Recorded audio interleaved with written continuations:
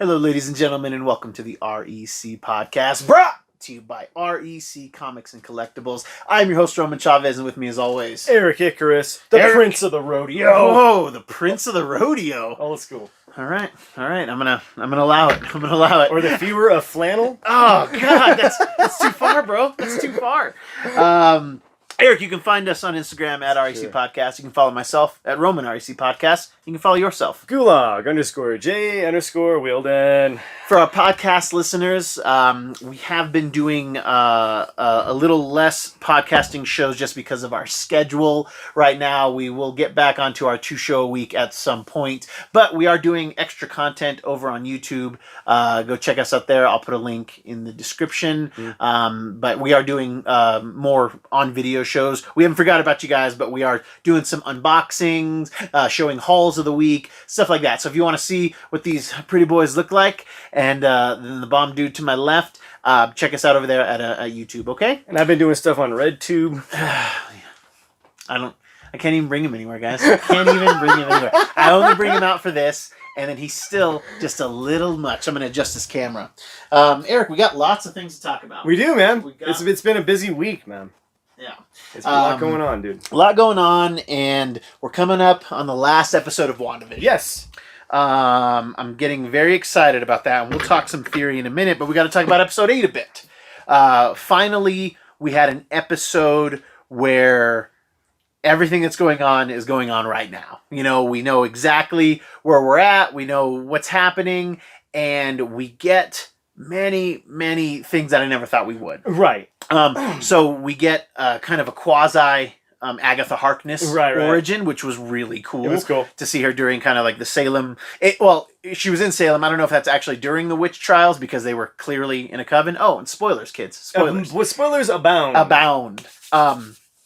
Yes. We kind of get that she was this witch who was powerful beyond her years, studying magics that she shouldn't have been, and attempting to be kind of cast out and destroyed by her own coven. Right. Which she flips it on him. And her mother was like the leader. It was cool because they were all semi kind of dressed like Agatha Harkness from the comics, which was kind of neat, just awesome. in their look. She kind of takes a brooch from her mother, which she has a similar brooch in the comics. Very, very cool. Yeah.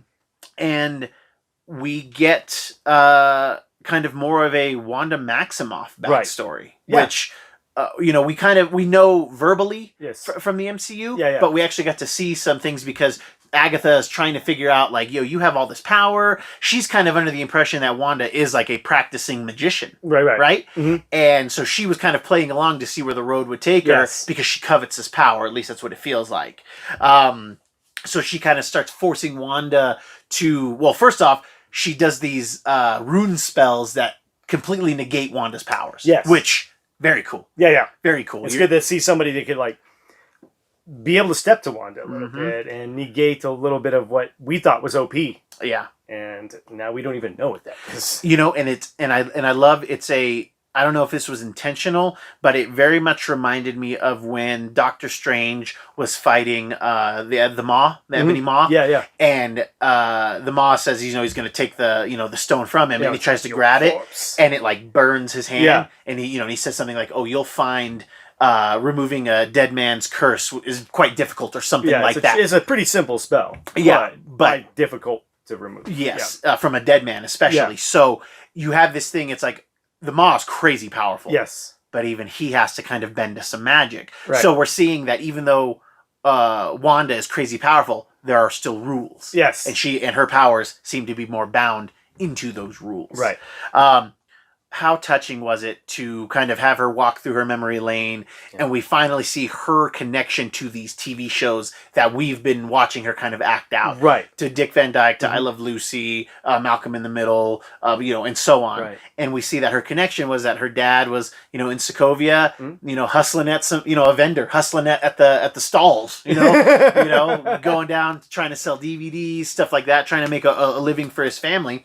And we see that her favorite shows were these ones that they're kind of framed off of, which I thought was beautiful. Yeah, I thought that. I mean, I had a feeling that that's where they were going with this. See, I didn't, and you're not the first person to say that to me. So I love that. Yeah, it's great. I think I referenced it on one of the first shows. I think it's we all tend to tie TV shows to our childhoods. Yeah. Especially, people from our generation on.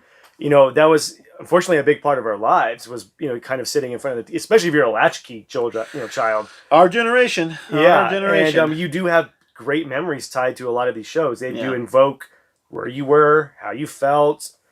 I thought you're right. It's tender and it's awesome. I'm glad it was subtle, but it was also, wow, it framed the whole show. Yes. Something so subtle framed this entire show. And it added to a layer, and I'm not going to stop praising Elizabeth Olsen, but it just added another layer to her character because she's quasi acting out the scenario, and then a young actress is then taking over for that time. And it was very, very, very, just beautiful and a cool, we got like 2 kind of quasi origin stories in this, which there's still layers to peel back. Oh, big time. There's still layers to peel more back. There. What I loved, and this whole writing team and showrunners, and I don't know their names, I apologize, but they're doing exactly like what the Russos did, where they're pulling stuff that Joss did, and then they're kind of filling in some of the blanks. So when we know in Age of Ultron, the bomb, goes, they talk about how the bomb goes into their house but doesn't explode, and they're waiting under the rubble, and she even says, we wait for 2 days for Tony Stark to kill us. Right. Well, we actually get to see that scene. We never saw it. And Agatha says, basically is like, that's kind of weird that it wouldn't go off. Did you use a probability hex? Right. Did you change the outcome of this? And how crazy is that? Because they made mention of that in Age of Ultron that the bomb just was a dud, but it seems more and more that like Wanda was tapping into her power then. Exactly. So it's retconning that she didn't just get her powers from the Mind Stone. Yeah. She already had them, and maybe they were latent. Right. Maybe muting. Because they do say in the comics that the your mutant power does kind of come through puberty or a moment of trauma or stress. It'll activate because it's they do say it's evolution. Yes. So you got to protect yourself. Exactly. So Jack Schaefer. Okay. Is the head writer. Okay. So they're doing and I love that because that's what good comic book writers do.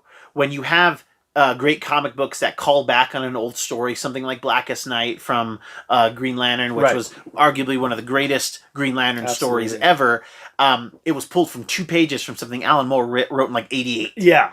And then Jeff Johns took that, expounded upon it. Well, Joss set up some things in Age of Ultron, and we have Schaefer and his crew expounding upon that. And it's so awesome. And she's asking a question, did you change the probability? Right. And then we were kind of talking about how the commercials seem to be like mimicking or mocking major points in her life. Sure. So the way that the red dot was blinking on the toaster and now on the missile. So this is definitely confirming that. Yes.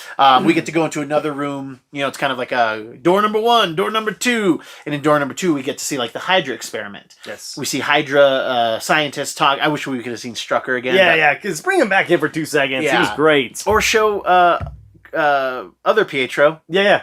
Bring him back in for a second. Yeah. But we see her now being exposed to the Mind Stone, to the staff. Yeah. And the staff totally communicates with her, shows her a vision of the future, seeing a vision of herself from the comics. Right. Not in the comic form, but kind of in that attire. Yes. Enough where you can make it out, but not so much where we could scrutinize how it looks. Right. And Hydra scientists, they just kind of see her pass out. They don't see everything that we're seeing, and that this stone is showing her something. And they make mention again that her and her brother are the only 2 to survive the experiments. Yes. So we have, and I know, I'm sure we've talked about this on another show, but I've kind of redawned on me that like Wanda and Vision's connection also then comes from the Mind Stone. Yes. Because Jarvis goes to the Mind Stone, becomes that. Yes. And her powers come from there, or at least ignited by it. This thing birthed a lot of things. Yes. And I mean, we see even in Avengers where she's kind of like has her hand over his like stone, and it's kind of pulsating with her energy, and like there was more going on there than I was perceiving. I mean, obviously they probably didn't know 100% what that was going to, or probably they thought they were going to do something different with that. Mm-hmm. But I'm glad that they're able to, little details like that, they're payoffs. Yeah. I love that the MCU gives us tiny things that were like, oh, that was a little weird or quirky. Mm-hmm. And then it turns into like a major plot point or a major character development. Yeah.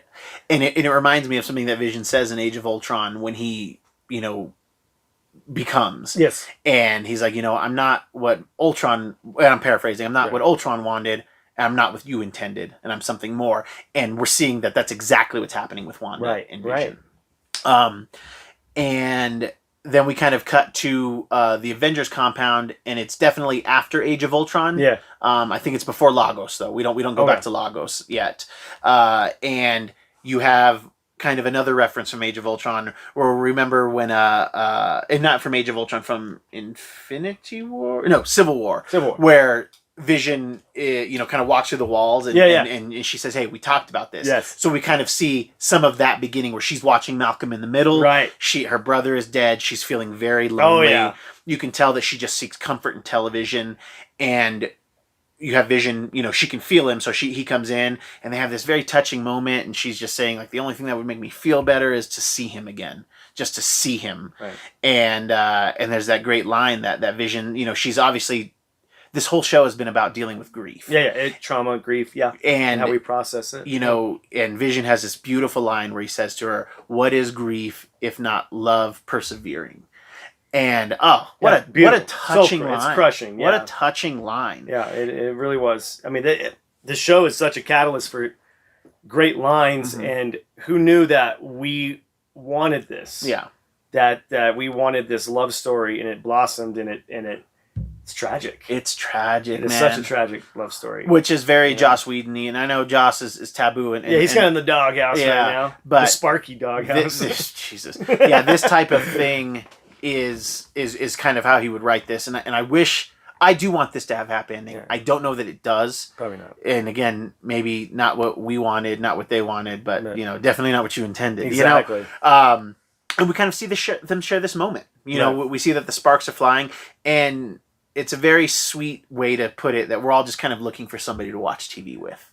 No, you're not wrong. Somebody that we can just share a moment where we can enjoy something in silence. That's crazy to sit with somebody and enjoy something that you're just watching, and to laugh and to cry at some points. Right. And we're seeing a version of love in just its purest form, and it's wonderful. Which is love is silent. Yeah. It conveys the fact that you're both watching a television show, having the same reactions, laughing at the same time and crying at the same time, and that you're connecting without even talking. Exactly. And it's a strange form of connection that is only new to the last 100 years. Less than. Maybe there was some feeling with radio in there. Or watching the witch trials. You laugh and cry. Yeah, you guys go to the. Hey, you want to go to the witch trials later?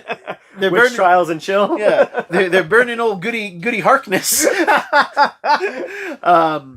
And it was just very touching to get her story, more of her story, because we've seen 7 other episodes, but not really learned more about this person. Right. And we're getting some more. And you and I were talking about it before the show, how this has been somewhat of a gateway to watch with our significant others. Yeah. People that we're hanging out with, people that we're spending. Wait, I have a significant other? Well, people that you're spending time with. Sure. Okay, fair enough. And it's this cool thing, because like my wife, she'll watch the comic movies with me. She likes a bunch of them, but like this is something that we didn't plan on watching together, and we just started watching together, and it's great. Yeah, we actually watch it with our little girls. They don't really pay attention to it, but it's just something that we do, and it's again somebody to watch TV. You just want to Netflix and chill. Netflix and chill, all you but want the real way. The real way. The real way. Not the way these perverts do it. Okay, and then we get to see something that really changes the trajectory of the show, where we see Wanda go to Sword, and demand entry to see the Vision's body, because she's like, I just need to see him. I just need to see his body. I want to bury him. Right. And Sword's not giving her the time of day, but then Director Hayward says, "Hey, let her in. She needs to see this." And it's very much, a scene out of the comics. There's a gnarly scene in the comics where the Vision has been dismantled. Yes. And it's crazy looking. This is very much on that level. And she's like, you guys got to give him to me, kind of thing. Yeah. Oh, yeah. And we know Hayward showed us as the audience and other Sword members that she had broken in and taken the Vision's body. Right. Or did she? She does have her little freak out. She goes down to see the body. And again, another touching scene. Again, if she doesn't win Emmys or whatever, it's a waste. It's such a... It's not a waste because we feel it. Yeah, exactly. We're feeling feeling Elizabeth it. Olsen. And Yeah, I mean, it's the same thing with Bernthal from Daredevil season 2. Yeah. Should have got an Emmy for that. Yeah, great. You're evoking great emotion. Problem is, comic books still have that stigma. Just on TV, it doesn't make any sense. Makes no sense. And she has a very touching moment where she, his head's off. Right. They're dismantling him. They're claiming it's going to be for to just dismantle. But it's obvious that, they want to do something else with him. Yeah, yeah. Oh, she's got her hand, like, over his decapitated head, and just very sadly, like, I can't feel you. Right. And that's been I only feel you, I just see you, and so she knows that he's not there. Yeah, he's gone. And then she leaves. She does not take the body. Right. Which is what Hayward told us that she did. Yes. And they've done a great job of making us think that she was just as, okay, she snapped, she's a bad guy, she's crazy, but... No, man, she just still keeps getting the raw end. Yeah. That's why I always loved this character. Yeah. Even, because even in the comic books, she always gets the raw deal in the comic books. Very misunderstood still, but always managed to do the right thing at the right time. Elizabeth Olsen is Robert Downey Jr.ing this character. She is redefining it and making it palatable for a new generation. And because this is kind of the B Avengers team when the West Coast Avengers, and man, she's getting up there. I hope she sticks around. I hope she sticks around. I can't see the fanfare is. I mean, it's crazy. The amount of appreciation casual people have for Elizabeth Olsen as Wanda Maximoff is something I didn't see coming. Yeah, and it's great. Yeah, it's amazing. And I always thought she was great in the movies, but she didn't have a lot of screen time. Yeah, she was so good with so little. Right. And now we get to see her really expand and explore who this character is, and it's I want more. If I'm the CW, if I'm HBO Max, I'm looking at what WandaVision is doing, and I'm saying, okay, we got to tabula rasa, we got to clean slate this hard. Big time. So she leaves the sword installation, gets into her car, she has this like piece of paper, and she kind of looks at it, and then she goes to Westview, Jersey. She goes, there's this like empty plot, like a house is being built there, and she opens up this paper that we couldn't see earlier, and it's a deed for the land, and has a heart around that spot, and it says to grow old in V. Yeah. And that's just kind of it for her, man. She's lost so much. And how great was that scene of her then creating the reality around them? Right. It was just a reactionary thing for her. Right. And it reveals that not only did she not take Vision's body, but she manifests Vision. Right. We just assumed that it was his because that's what Hayward told us. Put it together. Line second. Yeah. And reanimated him. Yeah. Zombie Vision. So I think we'll have to talk about that a little bit more here in a second. But yeah, and what's interesting about it though is like her red energy is kind of creating this reality, but then yellow energy comes out to create Vision. Right. Which makes that solar. Well, I mean it may be a subtle nod. Well, I mean, just the Mind Stone was yellow. That's a good point too. I think that. So I do think that there's a part of her in him, because we'll get to that here in a second. Okay.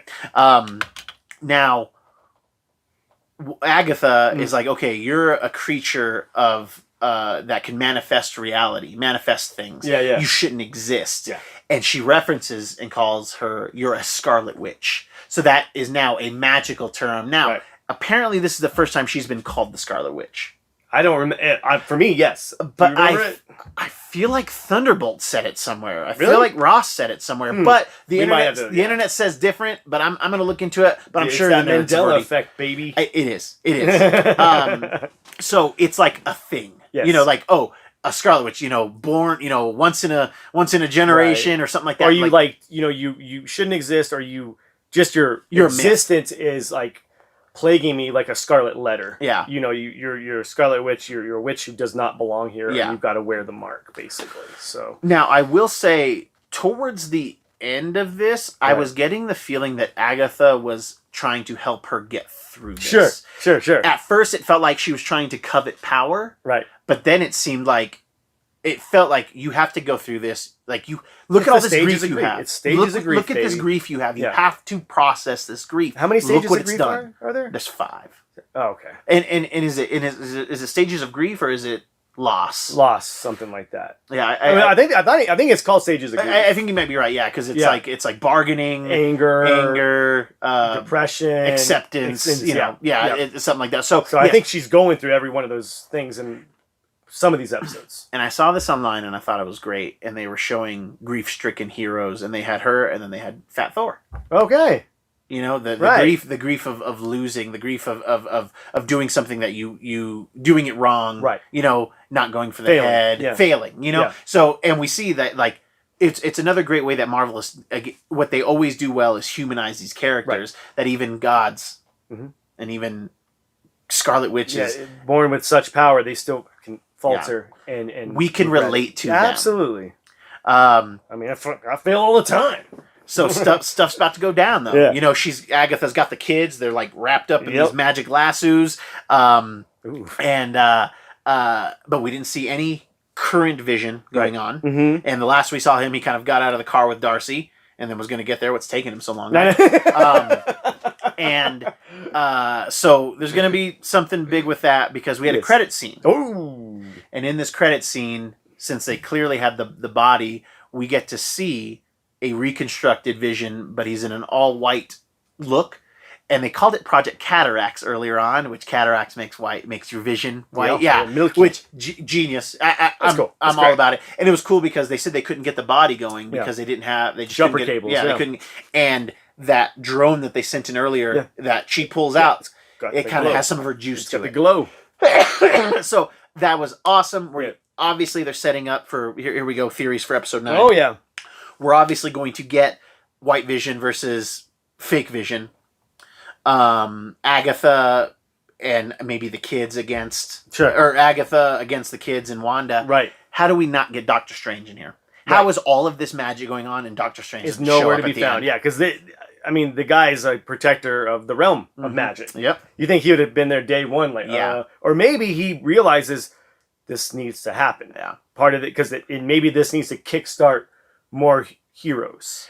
And on a side note, there is a world in which Doctor Strange gives up the Time Stone, right, and then his powers aren't as good because he's not supposed to do that. Like he's supposed to guard that, and there are prices to that. Yeah, absolutely. So there's a realm in which he comes there to help, but we find in Multiverse of Madness that he's not what he was. Right.